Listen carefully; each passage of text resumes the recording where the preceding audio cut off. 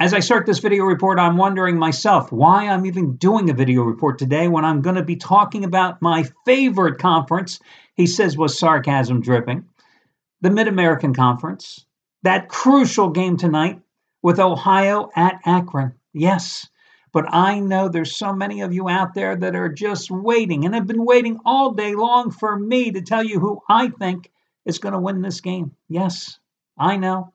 But hey, listen, I gave you the Detroit Lions on Sunday. I gave you a 2-0 sweep last night with the Carolina Panthers and the Milwaukee Bucks, so I know I don't want to disappoint you. I'll tell you what, I got to get some sleep. It's been a long 36 hours. My day actually started on Monday when I got up at 6 o'clock local time in Chandler, Arizona, and I haven't slept since then. And right now I'm doing this video report at 4:15 Eastern time, Philadelphia time. Yeah, that's the last time I slept. Yesterday it was gorgeous in Arizona. It was like 85 degrees. It was gorgeous. I left for the airport at like 3 o'clock in the morning. I'm pumping gas at a Circle K. It's probably, I don't know, a little humid, maybe in the high 60s. At that point, I'm wearing shorts, short sleeve shirt. It's gorgeous out there.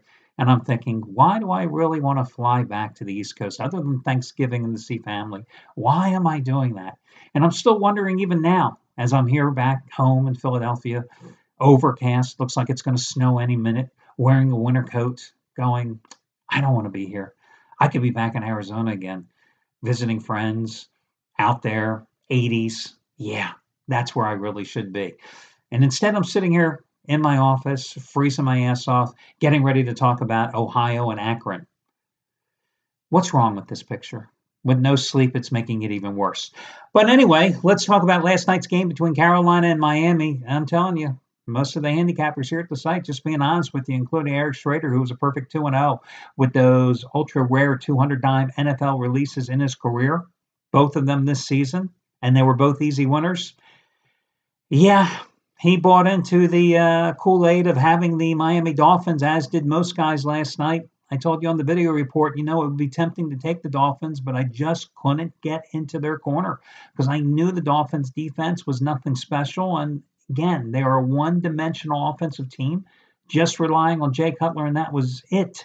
I didn't buy into the fact that John Gruden thought that they were going to run the table. I still don't see that happening with Carolina, but I still thought that the Panthers, all those defensive stats that I quoted you yesterday, that they were so dominant defensively coming into that game. And after a sluggish first half, you saw how they just took over that game in the third quarter and rolled to the easy win. And then again, a lot of guys also had the under in that game, and that proved to be just as worthless of a play as well.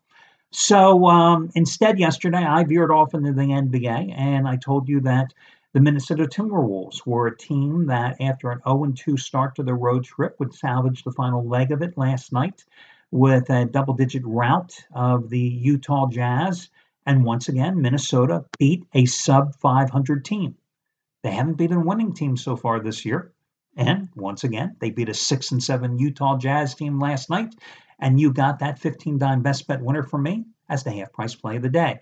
Now, Mid-American Conference games, listen, and I wasn't joking. I'm just not a big fan of the MAC.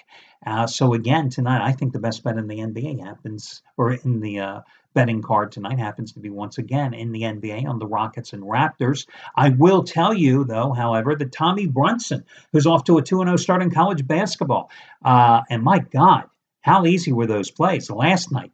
75-dime winner. He said it would be his opening blowout lock, part number 2. TCU, a 21.5-point favorite over Tennessee Tech by 37 points. You got that play for only $19, and that was on the heels of his first $100 college basketball release of the season. I think it was on Friday night. Yeah, Friday night. Virginia Tech was a 19.5-point favorite. They beat the University of Detroit by 32 points. You got that for over half price off. Tonight, $100 winner number 7 out of 11. His MAC game of the year on Ohio and Akron. You get that for over half price off as he goes for winning day number 8 out of 10, a 9-day stretch in which $10 bettors have made a little over $3,300. You get it for over half price off by using coupon code Tommy, his first name. And props going out to Gabriel DuPont, only the second 100-dime NHL release of his career. Easy winner last night with the Calgary Flames, 7-4 over St. Louis. You got that NHL winner for a whopping $11. You might want to check out his 60-dime NHL underdog game of the month tonight again for only $11. Listen, can you beat that for NHL? Check it out. All your other discounts, etc., over on the homepage. Let's talk about this MAC game here tonight. Now, you may have seen this Ohio-Akron line fluctuate all day long. It has been as high as 13, 13.5. It's been as low as 10.5. Right now at 4:15 Eastern Time, it's anywhere between 11, 11.5 points, depending on where you shop. The reason why is because Akron head coach Terry Bowden is being coy. Let's say he's being coy about the status of his senior starting quarterback, Thomas Woodson, who was suspended about an hour prior to last week's game for a violation of team rules against Miami of Ohio, and that was a subsequent 24 to 14 loss by the Zips to the Redhawks. Now, he says, Bowden does, that Woodson will be a game time decision tonight. Well, gee, how do you handicap the game? How do you set an accurate line on the game? There have been some erroneous reports out there that says, Woodson will 100% be starting tonight. Well, those people must know something that Tommy Bowden hasn't announced to the public, huh? Now, if Woodson does not play here tonight, well, what does that mean? Well, your guess is as good as mine then, right? Because if he doesn't go, then you're going to have a redshirt freshman by the name of Cato Nelson go. Cato Nelson, excuse me. He was 19 for 38 with 218 yards and a touchdown against Miami of Ohio last week, but he was sacked 6 times, and the offense only accounted for 273 yards in that contest.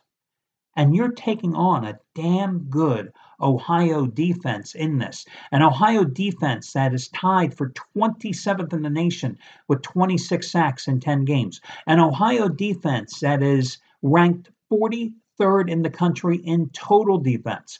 But more importantly, you have an Ohio offense that is number 7 in the nation, averaging 40.9 points a game.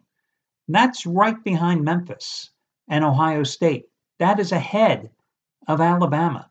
So you've got a team that can put points on the board and is stingy giving them up. I think that this is a game that no matter who is playing quarterback with Akron, you've got to go ahead and lay the points with Ohio here. And this is a very important game for the Bobcats. Listen, last week on Wednesday night, they were a 3-point underdog against Toledo. I don't understand why, because they were the better team. And they shellacked the Rockets in that game, 39-10.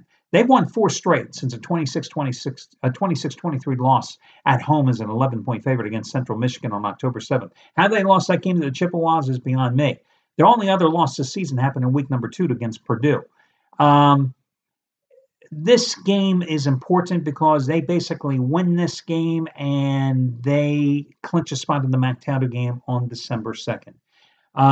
They played a much better quarterback last week. Toledo's Logan Woodside, a guy who's completed 65% of his passes this season with 20 touchdowns and just 2 interceptions, and they pretty much held him in check. So I'm not worried who's going to be playing quarterback for Akron tonight. So I think if you play this game, the only way to play it is to lay the points with Ohio and not give a damn who's playing quarterback tonight for the Zips. So that's my free play.